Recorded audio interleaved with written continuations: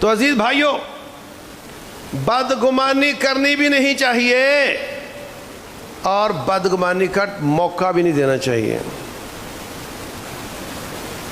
کوشش کرنی چاہیے کہ بدگمانی لوگوں کو پیدا نہ ہو، اس کی وضاحت کر دینی چاہیے۔ رسول اللہ صلی اللہ علیہ وسلم اعتکاف پر ہیں، صحیح بخاری میں ہے۔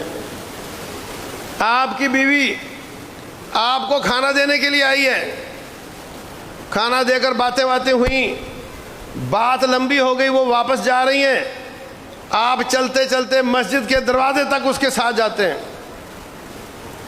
سامنے گلی سے لوگ گزر رہے ہیں، اندھیرا ہو چکا ہے، دو صحابی باتیں کرتے ہوئے آ رہے ہیں۔ جب پاس سے گزرے تو انہوں نے دیکھا کہ نبی صلی اللہ علیہ وسلم کسی عورت کے ساتھ کھڑے ہیں، قدم تیز کرتے ہوئے نکل گئے۔ رسول اللہ صلی اللہ علیہ وسلم فرماتے ہیں علی رسلکما، واپس آؤ۔ واپس آ گئے، فرمایا ہذہ زوجتی صفیہ، او بھائیو یہ میری بیوی صفیہ ہے۔ کیوں ایسا ہوا؟ نبی صلی اللہ علیہ وسلم پر کوئی بدگمانی کرے گا تو اپنا ہی نقصان کرے گا، اپنا بیڑا غرق کر لے گا۔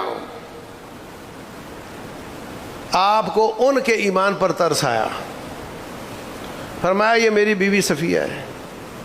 ہمارے استاد ہوتے تھے داود مدنی رحمہ اللہ، اللہ تمام اساتذہ اکرام اور ایمان پر جانے والوں کو معاف فرمائے۔